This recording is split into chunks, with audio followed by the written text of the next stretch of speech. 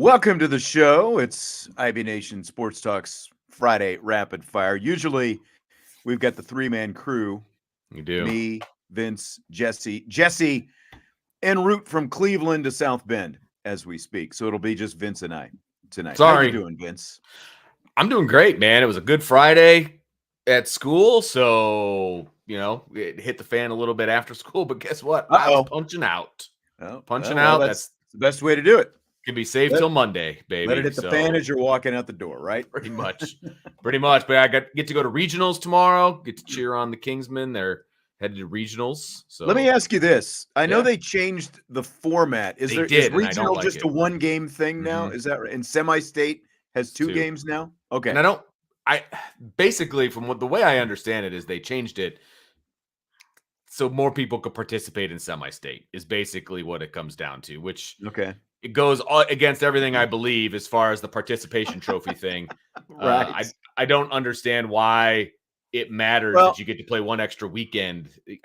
I don't know. It's funny because I've got some friends in Kansas. Friend of mine, Kevin, who I went to University of Kansas with. We follow each other on Twitter, and Kansas is doing their state tournament right now, and their format for state is different. They really 8 teams go to state, and then so then they play it like over a 3-day period. Oh wow! At state, and they are all all the state tournaments are scattered to each of them is in a different city because of the fact that you've got so many teams there. And someone was complaining about the fact that if you had all the state tournaments in the same city or close to the same city, from a media standpoint, you'd get more coverage and all that kind of stuff. And my friend Kevin was kind of responding as much, but obviously because of the fact that they do it that way, that's a lot. Indiana, it's like the only teams that go to state are the two teams that are playing in the championship.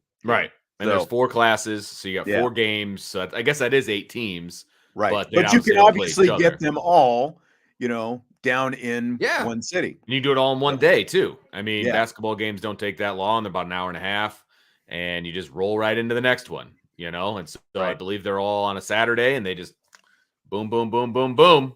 And so, I don't feel as excited about the regional weekend as I used to. Like when you and I would go, we'd call the first 2 games and then go get a bite to eat, come back to the nightcap championship.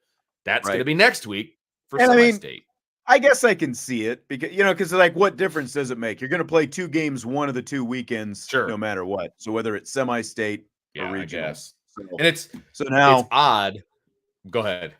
No, I was just going to say. So now you're just letting a couple extra teams be at semi-state instead of regionals. So and so there's 2 games at regionals though, right? So basically, there's 2 games just like there used to be, and the winners they just won't play each other until the next first game of the next week. So they just minus the game essentially. So there's a chance Mishawaka and Penn could play each other next week, right? Yeah. Okay. If they both win. And Mishawaka, I would think, would be favored to beat John Glenn, and Penn is favored to beat Chesterton. And so it'll be interesting. Our friend Romlock is back. Did Hickory make the regional? No, there would have to be an actual Hickory first, but out there. Okay, good point. Very good point. I think it's just a joke, but yeah. Tommy Guns was asking if we can change the text size. He says it's so much smaller than the other show. It's fairly standard. We have never adjusted the font size, text size, whatever, and it's pretty much like everyone uses the same platform, on all of our shows. So I have no idea why ours would be any different size than the other show. So no idea. That, but it's the same on our end. Like we're on the back end or whatever of StreamYard, and it all looks exactly the same for us. So that might be on the YouTube side of things. I don't know. That's right. Odd. Well, it is Friday, and we're on. This is our regular time. We were on at 6:00, if you remember last week, because I had ACC basketball out there. It's seems like that's been a million years ago at this point. But appreciate you stopping by tonight. Hit the like button if you would to help us out, boost us up a little bit, give us a little bit more visibility on YouTube right now as we get this thing started here tonight. Let's just start with this, Vince. I think this came out maybe right before the show yesterday. We didn't get a chance to touch on it because we're playing, a lot of different sound bites from a lot of different Notre Dame people from the day before. But Marty Biagi, whichever way, Biagi, whichever way you say it, which we'll find out soon, he's going to be Notre Dame special teams coordinator. It is semi-official at this point. The reports are out that he is going to be hired. Of course, we have to wait for the official announcement and all that stuff, just like we just got the official from Joe Rudolph a couple of days ago, and then we got to talk to him. But so what do you think about Marty Biagi becoming the new special teams coordinator for the Fighting Irish? Like, that's kind of my thought process. Like, Yeah. I mean, I understand that he came in second, I believe, if the reports are accurate. He basically came in as the first runner-up last year when Brian Mason got the job. So he's obviously been on Marcus Freeman's radar for a long time, and Notre Dame's been on his radar because he interviewed last time. He interviewed this time. Okay. I mean, it's special teams. I never really somebody made a really good point the other day, and I don't know if it was on Brian's show or not. I think it probably was. It's great to have a really good special teams coach and all of that, and you look for that. But really, the special teams, no matter how good of a special teams coach you have, it really kind of depends on what kind of a head coach you have and what kind of emphasis they're going to allow you how much to they're put going to emphasize it on special teams, because we all know that special teams was not an emphasized piece for the last decade or so at Notre Dame, and it showed, right? And regardless of how good or bad the special teams coach was, it was not something that was overly valued, it didn't feel like. And so I feel like Marcus Freeman does value special teams. And so I guess the jury's still out for me on the new guy, but I know that Marcus Freeman is going to value special teams. So that's going to allow Biagi, however you say his name, we'll figure it out. It's going to allow him to be successful, and he's going to have his pick of the litter as far as who can be on special teams and, all of those things too. So I think Notre Dame's going to be just fine. Would expect it to be the same as under Brian Mason. What's funny is, of course, Brian Mason elevated the position to such a stature in just 1 year. Like a year ago, it's like, do we really need to talk to the special teams coordinator? When he's hired, it's like, it says coordinator, but do we really need a press conference for the special teams coordinator? And this, then you listen to Brian Mason. It's like, wow, this guy's got some energy. He's got a lot of intent with special teams and stuff like that. Let's see where it goes. And obviously he takes Notre Dame to being one of the elite special teams groups in the country. So now there's a difference in the way you look, because even during the season, it's like, until they started blocking some punts, like, do we really need to talk to Brian Mason? That kind of stuff. But it's great. The bar is high, just like we've talked about. Where Biagi goes with this is going to be the question, and you're absolutely right. I do think that the focus, that the importance that the head coach places on special teams goes a long way toward whoever the special teams coach is. So just like we said earlier in the week, like, even for Brian Mason, the bar was going to be high for him to try to live up to the standard that he set last year. So it is, it's naturally going to be hard for anyone to live up to. So as long as you don't, kind of going back to the Brian Kelly days, as long as you don't see a bunch of special teams blunders, I would still consider that, a pretty good success. I don't think that we're going to see that. Biagi does have a history himself of, some block kicks and stuff like that in his past. I think the average is right around 3 block kicks per season. So I would expect that we still see potentially more of that, and we'll just see where it goes. Like, special teams is still sort of a little bit of an intangible, I think. Oh, absolutely. It's so different than offense and defense. Sure. No, absolutely. And like you said, it's about the emphasis, and it's about what you want to put on it. And then, of course, the coordinator is important. I mean, that there was a different energy around the special teams last year. There was, you could tell Brian Mason was mentally better than a lot of the coaches that he went up against. No doubt about it. And so you hope to keep that edge, obviously. And look, somebody in the chat before, not today, but a different day, said something about how, those block punts didn't really change the course of games. Like, what? Like, that is mind blowing to me. So now we're going to think totally that. downplay the block kicks, Right? as if Yes, they didn't matter at all, huh? Right, exactly. So, okay, we'll see how things go. I think Notre Dame special teams is still going to be just fine, and I think they're going to be. I don't want to say elite because I don't know that for sure, but they're going to be one of the better special teams around. Right. Hopefully. I think the block, I won't even go into it. I just you don't think that block kick against Clemson was a big deal? Like, come on. That's what I was gonna say. But it's like you get those, especially if they happen early in a game, or really at any point, especially if the game is close. It's there's such a momentum shift, I think. Yes, so absolutely. I think they all absolutely matter, because they all, no matter what, like even after they had blocked a couple earlier, like anytime they come, there's still a little bit of a surprise. It's like, boom, there it is. And it gives your team such momentum, especially if you get the ball deep in the opponent's territory as a result, It's huge. It's absolutely huge. It's a momentum stealer. It is a field position, winner, all of those things. It puts your offense in a great position, where they can go in and score. I mean, there's nothing bad about blocking kicks. There's nothing bad about getting good returns. No. There's nothing bad about good coverage when you're kicking. I mean, all of those things are crucial, in my opinion, to being a successful program.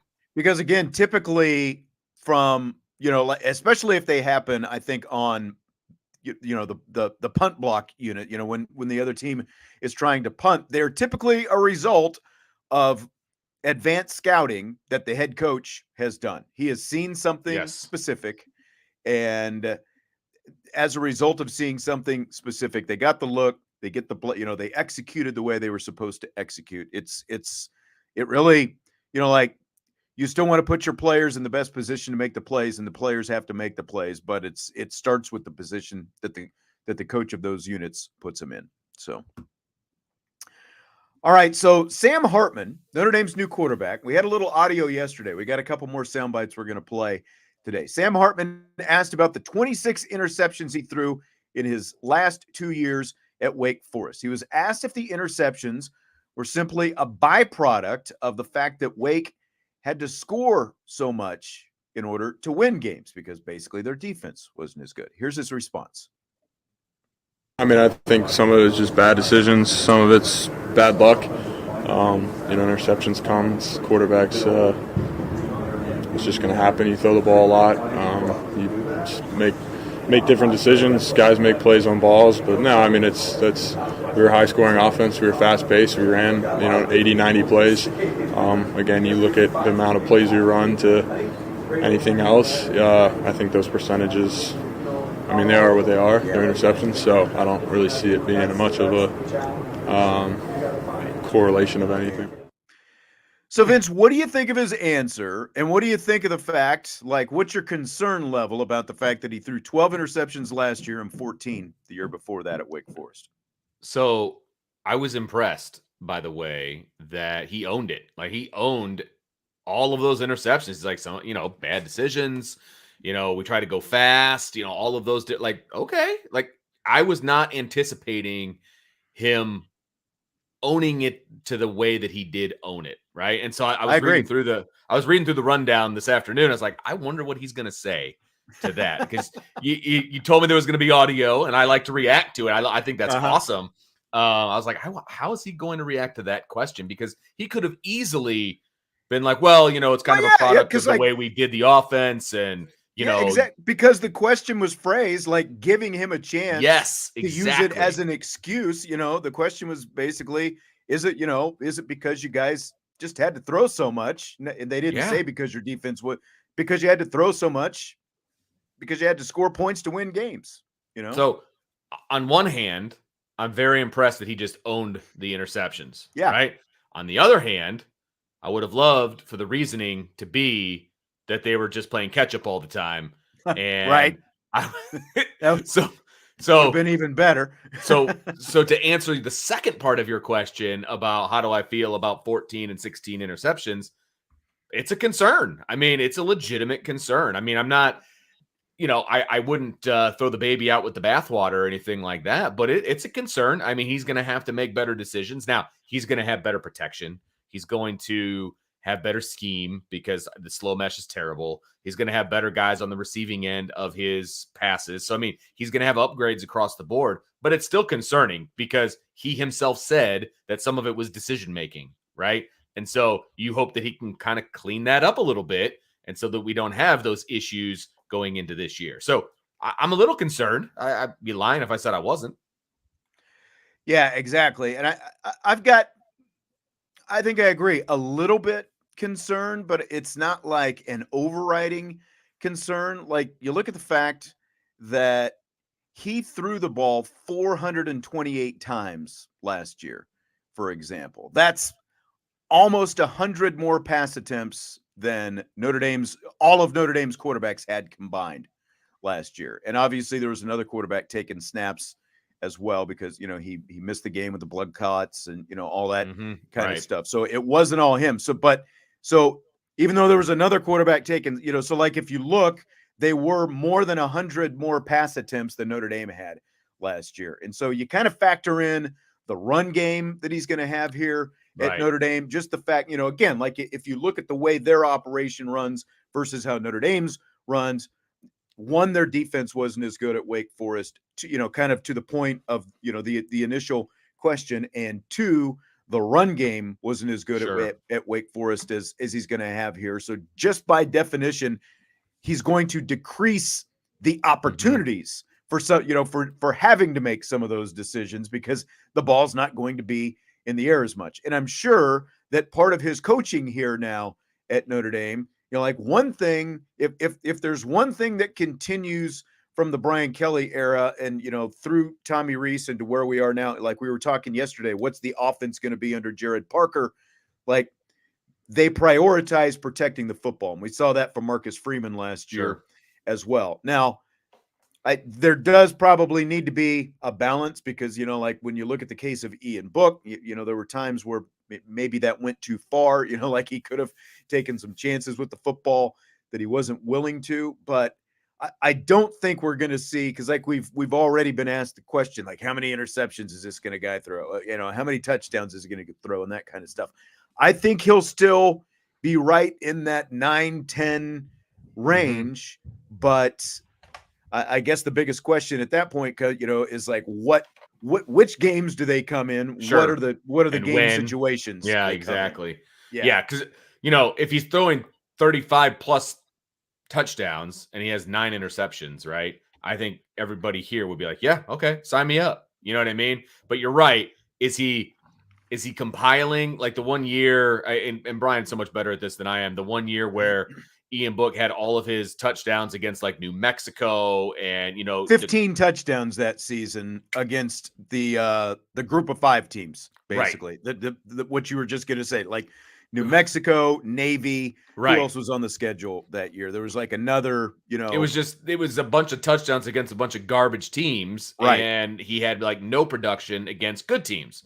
Like, don't want that. I mean, I don't want all of his interceptions to be against USC and exactly. Ohio State. Exactly. And all of his touchdowns to be against Navy and the FBS team that they're going to play and, et cetera, right? So you're right. Context is crucial here. It's absolutely crucial. And his decision-making is going to have to get better. I mean, realistically, right? I mean, because he's going to have opportunities to go deep. He's going to have opportunities in the RPO game and all of that stuff. Mm-hmm. You would expect a fifth-year guy to make good decisions at this point. That's one of the reasons he was brought in, right? So yes. I am hopeful that they are going to go down. So again, impressed he took the blame, but then also I was as well worried. That was just leading off with that, the way he answered it again, when the question was phrased to give him a bailout. He didn't take the bait on the bailout. He totally said, I need to make better decisions, kind of thing. So yeah, which is great. And again, like from your leader, right? Right. And again, that's like part of why he's playing a 6th year now. Yeah. Because there are things, there's some areas he needs to improve in. Yeah. And that's obviously one of them. So, okay. So now Joe Rudolph, the offensive line coach for the Fighting Irish. We heard I think maybe one or two things from him yesterday. He was the offensive coordinator, of course, as well as the offensive line coach at Wisconsin for 7 seasons. And he talked a little bit yesterday about how that experience as offensive coordinator helps him as a line coach. It was, I think, one of the things that probably has helped me probably be a better offensive line coach was having to coordinate, and you kind of realizing how all the pieces fit, and in realizing how all the pieces fit, you can kind of really help the guys to assimilate what we're doing and how it would apply to them on a given play. How things fit together. Like this play right here, this is what we have to do. This is how the defense might play us, but that's setting us up for maybe this over here. And I think helping them to see the whole picture has been pretty valuable. Understanding formations, understanding defensive structure and recognition, and being able to anticipate a little bit, I think has been pretty neat. And I've been blessed to be around some really good O-line coaches, from guys that I've worked with and guys that have coached me, and leaning on those guys and continuing to grow has I think really helped me as well. So there's Joe Rudolph talking about that offensive coordinator experience, and that helps him. What do you think, Vince? How helpful do you think that OC experience can be for him now? I would say experience in general can never hurt you. Okay, so he's got extra. I mean, look, he's got gray in his beard. He's been around the game for a while, right? That's right. And I think experience is beneficial no matter what. And so, number one, I think it'll help him because he'll be able to let the guys up front understand why they're doing certain things, because that's always important to understand the bigger picture. Now, that's not something that you harp on, but I think it's something that is important. Number two, look, you can never have too much experience in the offensive room to help out Jared Parker as basically a brand new offensive coordinator. I mean, for the most part, the more guys he can bounce stuff off of, the more guys he can go to with questions, the more guys that they can collaborate with, right, is only going to make this offense better. So I think not only will it help him with what he's doing with the offensive line, but I think more importantly, I think it's going to help the offense as a whole and the collaboration part of it. Having somebody with that kind of experience. Yeah, I think, having a former coordinator on the staff is potentially going to help out a guy like Jared.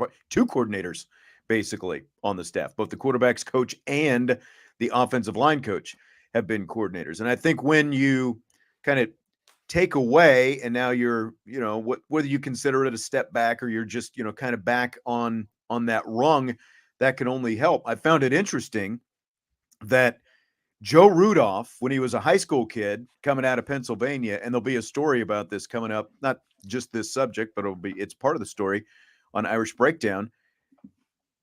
High school kid coming out of Pennsylvania. Do you know who recruited him when he was offensive coordinator and offensive line coach at the University of Cincinnati back in the early 90s?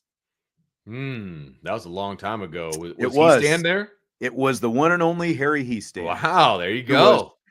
His stint as offensive coordinator in the early 90s with the Cincinnati Bearcats. Now, it obviously didn't work out being a coordinator, but he ends up being an offensive line coach the rest of his career, and it worked out pretty well for him being an offensive line coach. So, how much maybe that helped him, who knows? But he obviously has a different – with the Harry Hiestand we knew the last – decade or so when he was here, had a different eye for things, that he had a very, very sound way of teaching it. So I think that it can only help the experience that you accumulate along the way. I mean, this guy, Joe Rudolph, is going on 20 years now as, a coach of football, and most of it has been spent coaching the offensive line, but having that experience, that big picture experience, I think can only help him as well. And I think you're absolutely right. Like the interaction on that staff was with guys with that kind of experience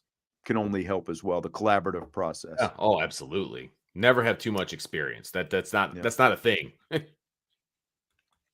Couple comments here. We were talking about the special teams. Jeff says special teams absolutely started woodshed beating of Clemson. And follow up to the Ron Burgundy comparison yesterday, you need to start rapid fire saying sponsored by Sex Panther cologne, better than kerosene. Singes the nostrils is what it does. The Sex Panther, if you remember. Oh, yes. Have you seen Anchorman yeah. lately? It's been a while since I've seen Anchorman. Not lately, no. I have not seen it lately, but it's always a good watch when I have watched it. I know. It's I know. I mean, there's some classic scenes in there. I think I need to pull out the DVD here pretty soon. So former ESPN president John Skipper says the ACC should address its revenue problem by merging with the Pac-12. What's interesting about that is Skipper, while at ESPN, is the one who negotiated with the ACC that 20-year TV contract that they're stuck with right now.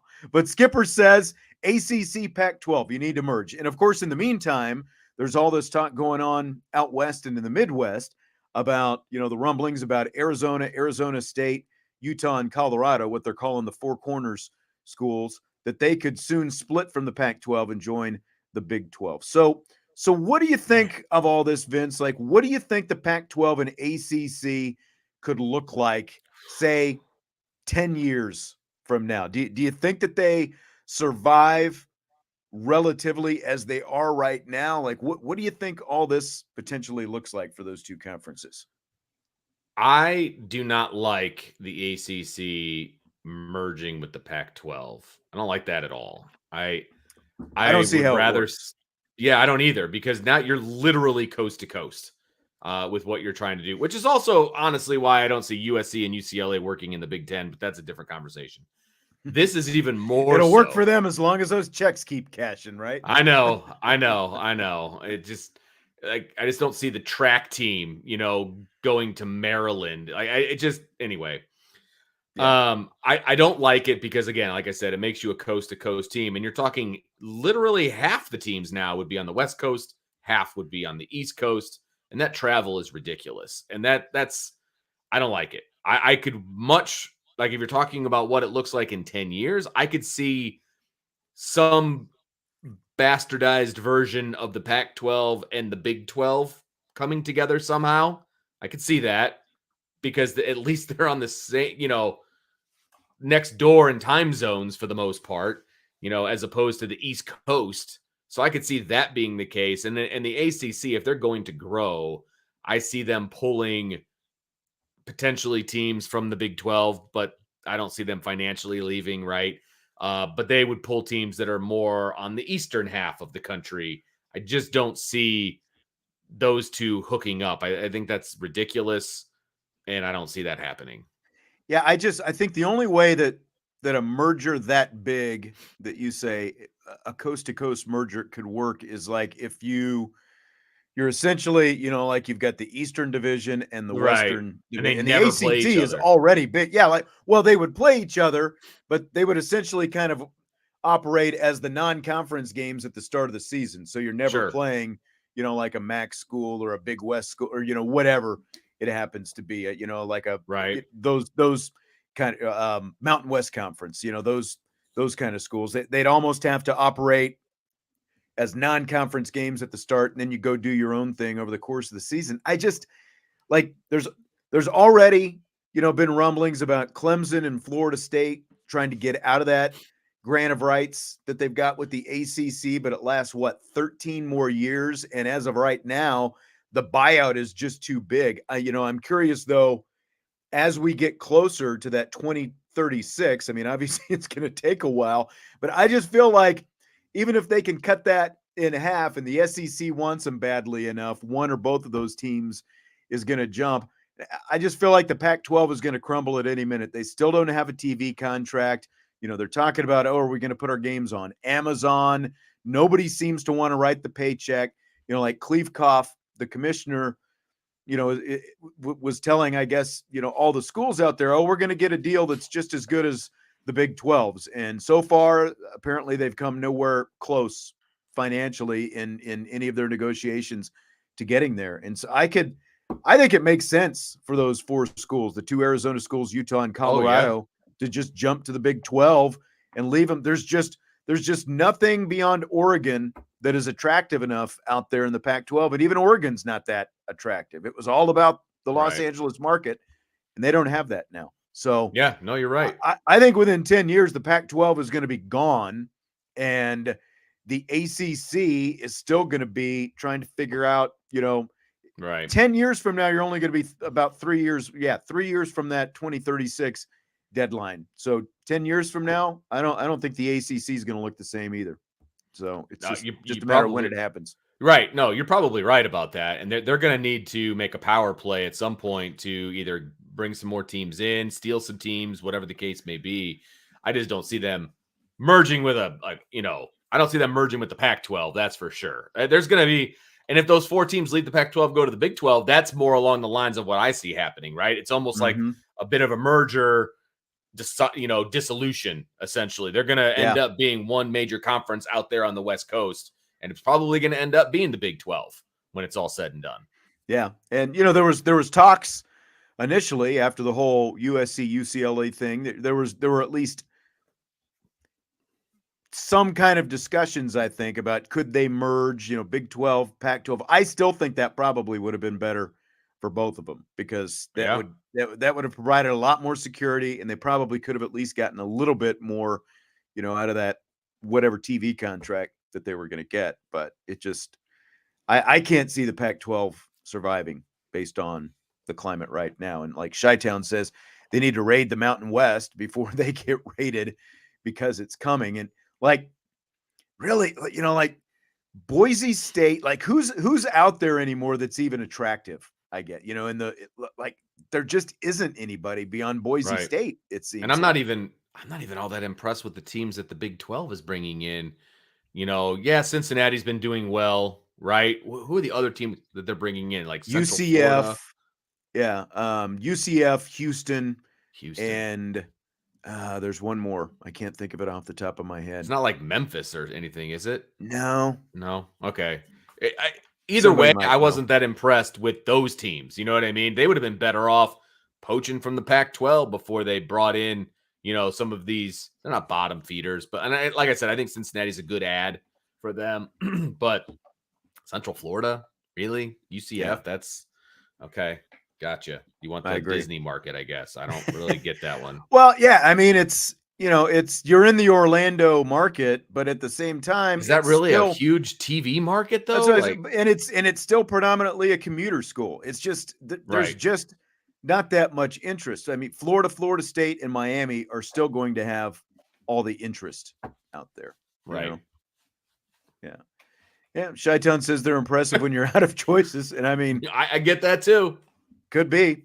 It's funny because like the big, I realize it's wrestling and it's a non-revenue sport, but like the Big 12 as a wrestling conference, they've got like Air Force and the Dakotas. Really? Wyoming, I think, is in there, because there weren't that many wrestling schools to begin. Like they even let Missouri come back to be part of the Big 12 in wrestling, because like who in the SEC has wrestling, No kidding. It's a very random kind of hodgepodge wrestling conference, but they've figured it out, and it's like, like there are only so many options. That's right. But I mean, I agree to an extent with what you're saying, Chi-Town, but I just don't know, like the ultimate goal of all this realignment is what you're going to get out of your TV contract. And I just don't know how attractive, like Houston is attractive, obviously, to the Big 12 because that's a huge market. And basically you've got all of Texas by having Houston in your conference. Cincinnati, again, like, is it that valuable? Well, probably not, but you're at least adding another school who was just in the college football playoff a year ago. Whether they're able to maintain that, I don't know, but UCF has had some success, but again, it's UCF. So right. Like the San Diego State, the SMU, to the Pac-12, all those talks. It's only been about a month since that was going on. That's really died, and now it's the Pac-12 could just get poached, and SMU is probably excited, like, hey, we're going to the Pac-12, and now it's like there's nothing left of the Pac-12. So, all right, fill in the blank. Notre Dame women's basketball will be a blank seed when the selections are announced Sunday night. Man, I think they should be. Let's see. I think they should be a 2 or a 3. I think they're going to end up a 3 or a 4. So I think that's where they're going to end up based on, potential injuries and the way kind of things have gone down the stretch. So I think they're going to end up at 3 or 4. I know that's not a definitive answer. I really hope they're not a 4, but I think, I think they should be ecstatic if they get a 3. But I think if everybody was healthy, that they would be a 2. So how about that? Well, I mean, I would agree with that. I think that they deserve to be a 2 where they are, but like the NCAA and their projections and stuff hasn't seen them as a 2 so far. They've been sitting on 3. All the ESPN bracketology, which it is obviously not always accurate, but it's what we've got to go on right now. They've got them as a 3. I think worst case they're a 4, and the importance of all that is if you're a 4 seed or better, you're going to end up hosting NCAA tournament games. And that's the biggest thing. They haven't hosted in 4 years, so it's an opportunity for Niele Ivey to host for the first time as a head coach. I think they're probably going to be a 3. I'm pretty comfortable with that. So that would be great. Yeah. And see where it all breaks out. And, like we were talking yesterday, as long as they get in the Seattle region and not Greenville, South Carolina, that's the other most important thing. Right. Importance number 1, right? Being a 3 or a 4 and getting to, obviously you could do it as a 2 or a 1. I think they're getting squeezed off that 2 line. I think so too. I think they're probably going to. I also would not like to see them in the same region with UConn, which again, it's a projection. Right now, they were in the same region with UConn last year. They ended up not playing UConn because they barely lost to North Carolina State. If they had won that, they would have played UConn. But I would like to see, that's kind of why I'm saying stay out of that Greenville, because everyone knows UConn's going to get to host, and they're going to end up in Greenville. I'd rather just, even though the flight's twice as long, just go out west and get away from UConn, get away from probably Virginia Tech and Duke and, some of those teams as well. Just go out west and take your chances out there. Yep. Go to the needle. That's right. Had a comment from Matt. Sean, I just saw that a future player you'll be talking about while calling women's basketball games, 5-star Hannah Hidalgo, named one of the 3 finalists for the Naismith Award for the nation's top women's basketball player. Yeah, and she is a finalist for the Gatorade Player of the Year, National Player of the Year as well. She's one of 3 finalists for that, and she was named the New Jersey Gatorade Player of the Year the other day. So point guard, and she is blazing fast. She averages over 7 steals per game, not assists. Nice. 7 steals per game. She's lightning quick, and man, that I mean, you talk about being able to right? Yes, she'll be here next year. So you're talking about a backcourt with Olivia Miles, Hannah Hidalgo, Sonia Citron. Right. That's pretty good. And they're bringing in a shooter as well, this girl Rish, who's and of course Cass Prosper is 3-point shooter type. Yeah, exactly. She's not going to be considered a freshman anymore, right? I guess she'll be a sophomore technically, right? Because she didn't have the So yeah, I mean, she's played in like 20 games at this point. So, okay. Which seems crazy considering she came in at midseason. But yeah, it's the talent keeps stacking up. There's a lot there. They're going to get quite a player.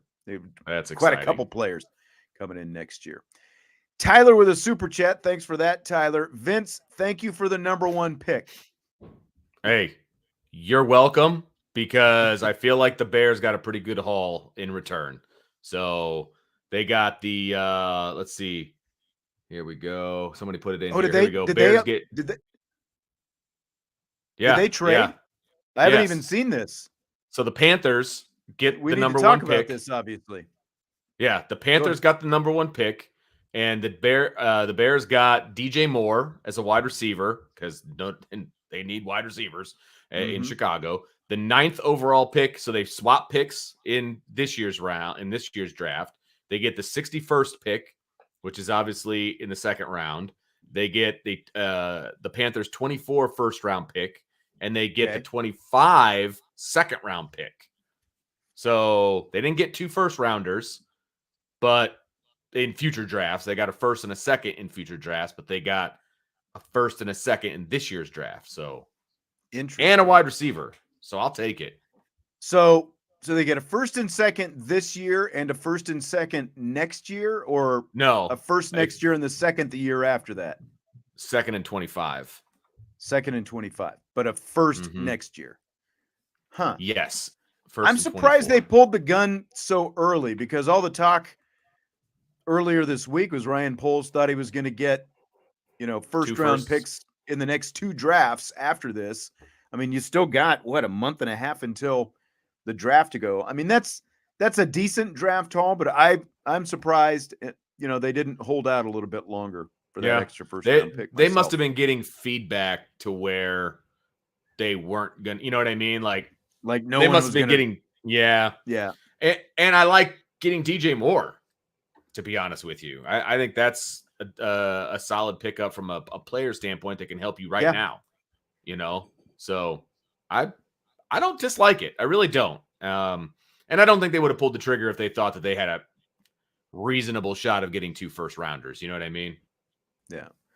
Gavin's saying rumors that Chicago's going to double up and trade down again for an extra pick. I mean, I could potentially see that. So the Panthers were picking what, like 5th or 6th in that range, I think. They must have been picking 9th because I believe they just flipped picks. Okay. All right. I mean, I'm looking at ESPN and I'm not seeing it anywhere. So I'm like, I was trying to listen to you, but there are a lot of numbers floated in there. So I was trying to process exactly where all these picks are going to be. So. Okay, here. I'm gonna text you a story because that's where I got my information. All right. There you go. But I don't I believe somebody reported it. Let's see who reported it. Schefter reported it, and Rappaport reported it. So I trust those guys. Yeah. Yeah, I mean, for sure. Like if those 2 guys are 2 of the top guys, in terms of being on top of that. Yeah, so they'll get the number 9, DJ Moore, number 9 overall pick, number 61 overall pick, Carolina's first round pick, 24. Yeah, I mean, that's still a good return. And like you said, getting DJ Moore in that deal helps because they needed pro-ready guys to go with Justin Fields right now. And so they've got a veteran. So now you've got Moore and you've got Mooney, and now Chase Claypool essentially becomes your number 3. And then, you're probably going to draft another receiver, I would think, with one of those picks in there someplace. And then if they do what we were just talking about, what Gavin was talking about, trade down again, acquire some more picks, I think that's what you need to do. You've got to build the whole thing up right now. Yeah, I did see this. 2 second rounders now too this year. Yeah. I did see this, what Gavin was talking about. Dallas restructured Dak Prescott and Zach Martin's contract that freed up around $30 million in cap space this year. So I think there's more to go because what's going to happen with Zeke Elliott? They still haven't made that decision. There's talk about they could potentially want to go out, get a veteran receiver of their own. I think that's what they're gearing up for is trying to add something both to the receiving core as well as their secondary. And then probably just going to draft a running back, I would imagine, if they decide that they're going to cut Zeke Elliott and move on from that contract. So, all right. Fill in the blank. It's blank that Dick Vitale was offered the chance to call a couple of NCAA tournament games this year by CBS, but he turned them down. I'm a little surprised. I first of all, it's a sign of respect because everybody loves to hear Dickie V do his thing and his shtick and everything that he does. But he's a legend in the game as far from an announcing standpoint. And I have no problem if he was going to be offered the opportunity to call some games by CBS. I almost feel like he probably didn't take it. And I don't know any. This is me. I don't know if this is accurate or not.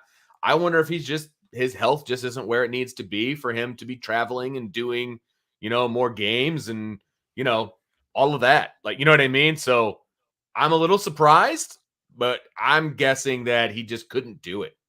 But I could be wrong. He said, what the quote that I read said, something to the effect of, because ESPN was so great to him, working, when he was going through his cancer stuff last year, that he wanted to remain loyal to them and only have ESPN on his resume at the end of his career. And I can see that to an extent, but this is kind of like, Vin Scully had opportunities late in his career, like Fox and Joe Buck would say, hey, they'd give him the invite to come in and call an inning or two of a World Series, and he would continue to say no. And, he didn't want it to be about him, I think was kind of the thing. And I think what maybe he didn't realize, and maybe there's a little bit of this with Dick Vitale as well. And of course, I mean this with complete respect, is like fans would love to see those kind of guys calling the most important games. It's one thing for Dick Vitale to call a bunch of regular season games and even conference tournament games, but I would love to see Dick Vitale slip in there in the first couple rounds and call an NCAA tournament game or two. I think it would have been really cool. Like, I think that would be something, like that, because again, those are the most important games. Dick Vitale, he's been around forever, and he really helped, especially in the 90s, grow the college game into, the popularity that it has. So I think it would have been really cool. I understand him making the decision that he made not to do it, but would have really loved. I've always, I think a lot of people have thought the same. That's probably why CBS extended the offer. Sure. There are a lot of people who would like to have seen him call those. And I know that sometimes it can't work out based on what network you work for, but there have been other guys who have, in those analyst spots who ESPN and CBS have shared, for that very reason, because the lack of overall depth of analysts when you've got that many broadcast teams. Our phone has not rung yet, which it hasn't. Understand, because they talk about not having the depth. We're right here. I've got sick days. We can make this happen. That's right. That's all I'm saying. That's right. Have Mike will travel. I mean, it's not that hard, right? It's right here. Ready. And I saw the announcer pairings for the tournament. We'll talk about that early next week. But Academy Awards are coming up Sunday night, Vince. Top Gun Maverick is nominated. It's got 29-1 odds to win. For Best Picture? Yes. Wouldn't that be awesome if Top Gun Maverick could win it? I don't think it will. But you know what I think? And I know a lot of people don't care about the Oscars, and that's fine. But I've always thought, like, the Oscars, they've been losing interest in recent years. I think they need to add, like a pure comedy category and like an action adventure category, other than just best drama, or best movie, right. Because they don't even have, drama. It's like I think they need to add a category or two, like Top Gun Maverick in the action category. That would be a slam dunk. Absolutely. And the fact that there's 10 movies nominated for Best Picture also feels like an everybody gets an award kind of a thing to me. There used to be like 4. Okay. Right. It's getting a little ridiculous. Here we go. Grumpy old man coming out again. I had to. I looked it up and I'm like, okay, I wonder, how many movies are on? 10? 10 movies? Come on, man. That's ridiculous. You even have to agree with me on that one. That's ridiculous. I do. It is a bit much. I don't know why they decided they needed to go all the way to 10, because it was like, you're right, it was like 4 or 5. Now they doubled it up. Have you seen this Everything Everywhere All at Once? No, I have not. I have seen it's the favorite. It's the favorite. Okay. And Interesting. We saw it at the movie theater. I can't remember how long it's been. It's been out for a while now, and it's on the cable channels right now. It's good, but like Academy Award, like Best Picture good, I don't know about that. What's it about? It's different. Yeah. Wow. Trying to explain that. It's about the multiverse. Like these people kind of bounce around. Like they're basically different. It's like we're living like there are 20 different versions of us, and the other versions of us are alive in these other dimensions. And these people, couple people are conscious of it, and they're bouncing back and forth between dimensions and that kind of stuff. And you really have to watch it and pay attention. It's not as complicated as it sounds, like once you watch it. But I have also heard that it skews like the audience. The younger you are, the more you appreciate it. The older you are, the more you're like, huh? So I think I'm right on the cusp, right on the fringe. See, we're into Quantum Leap, so how time travel. I was just gonna say, so the only reason I know that movie exists is because I believe Short Round from Indiana Jones is in the movie. Ah, that's right. He was, and it's like his first. He won a Golden Globe. Yes. Right. He won a Golden Globe, and Steven Spielberg, I think it was either Spielberg or Harrison Ford or both. No, it was Spielberg. Saw him, and he knew who he was right away. At the Golden Globes, and he was that was pretty cool. Yeah, and I didn't realize, and I had seen the movie, but I didn't realize watching the movie that's who that was, the Short Round guy. I saw a story on him on, I think, the Sunday morning show. We always watch that. And, he did Goonies and he did Indiana Jones. And then it's like he fell off the face of the planet as far as being an actor. And he just kept getting turned down.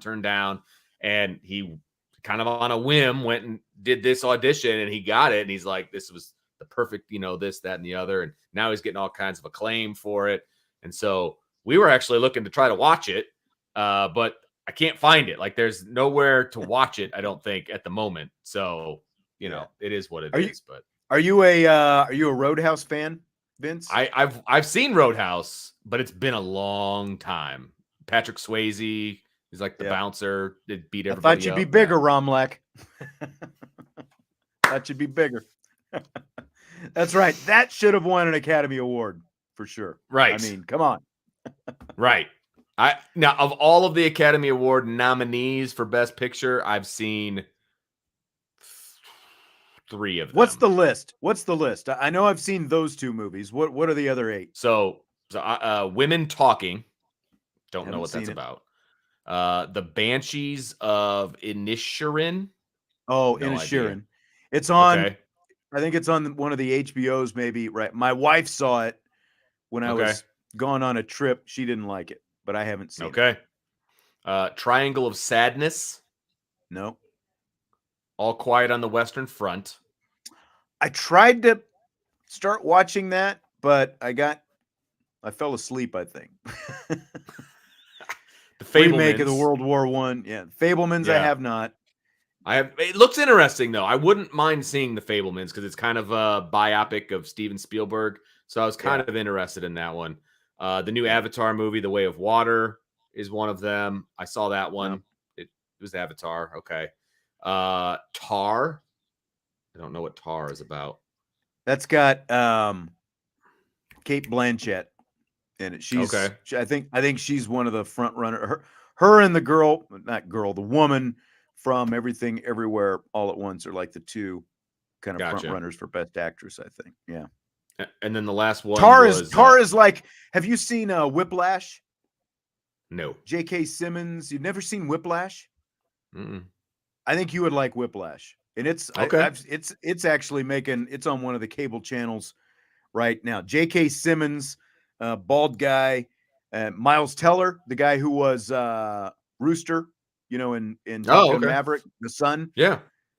So J.K. Simmons is like a music teacher at one of the, like a fancy New York, kind of music school. It was like, it's a jazz. He leads this jazz ensemble, and he's basically, like the Bobby Knight of teaching jazz.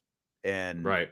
Okay. Miles Teller, Miles Teller is, sort of the whipping boy, so to speak. But I think you'd like it. I think you'd like it since I'm down. Since you're so, anti everybody gets a ribbon and all that. I am. And the last one was Elvis, by the way. I don't know if you saw that one. I did. Have you seen that? I did. I saw Elvis, and I thought it was pretty good. I liked it a lot better than I thought I was going to. Yeah, me too. I thought it was going to be a lot cheesier than what it was, but it was pretty good. Yeah.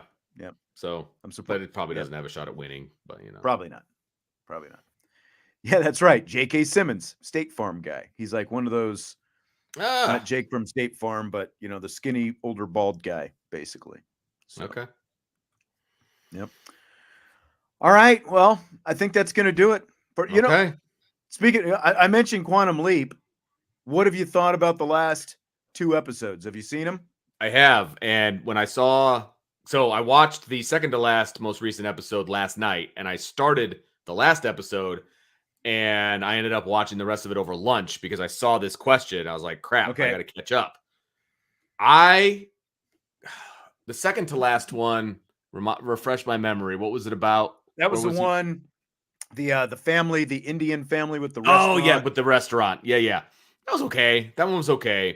I actually really dug the most recent one where he was on when he's in the Navy, the destroyer or whatever. Yeah. It was connected to his, fiance's dad and the whole thing. Like, I was actually into that one. It was very much, it had the, not the Hunt for Red October, but the other submarine movie where they mutiny. And it's got Denzel Washington. Crimson Tide. Thank you. Yes. It had Crimson Tide vibes to it. It really did. Did a little bit. Yeah. And I enjoyed it. I really did. Yeah, I thought it was pretty good. I thought it was one of the better ones recently. Mm-hmm. I you know what I think? Because we started off whenever this show premiered, they were showing previews. Yeah. And there was a Joe Montana in the still waiting, like last summer. I think that's going to be the last episode of this season. I think they're going to hold out for Joe Montana. Like he's going to jump into Joe Montana at the end of the season. Of course it is. Yeah. I will say I do like the backstory that's going on that's not part of the leaping. I don't know what the heck is going on. It's very confusing. I honestly wish they would spend a little more time on that because I agree. I think that's more interesting than the stories, when he leaps, with the exception of this last one, like you talked about, because like his girlfriend / fiance, her dad was part of the storyline on the ship and all that. Yeah. I thought that was a cool twist. But yeah, all the stuff that's happening like back in present day, that's a web of just craziness that I have no idea where it's going. I know. So it's interesting. I agree. Well, like you said, they've already renewed it for season 2. So Let's go. That's right. Just show me that Joe Montana, man. I know, right? Like, I want to see this actor try to be a quarterback. That's what I want to see. I always love when actors try to be professional athletes because it's hilarious to me. Exactly. All right. Well, have a great weekend, everybody. I see it's it's turned into a complete free for all in the chat right now. People are just coming at me here. I don't know how I feel about all of this, but it's all good. Got people ripping on Baz Luhrmann, some people supporting Baz Luhrmann. I don't know. Find Whiplash though, Vince. I think you'll appreciate it. Okay. I'm going to write it down right now. All right. Well, have a good weekend. We will talk to you on Monday. We will have all the selections. We'll know who's going where. We know Notre Dame men aren't going anywhere. We'll know where the women are going, and we'll have our. Well, I guess we'll be gearing our brackets up by next week, right? Yeah. Yes, we will. Yes, we will, because they'll be out Sunday, and so we should already be, 3 or 4 sheets in by the time we get to the show on Monday. That's right. All right. So we'll talk to you then. IB Nation Sports Talk.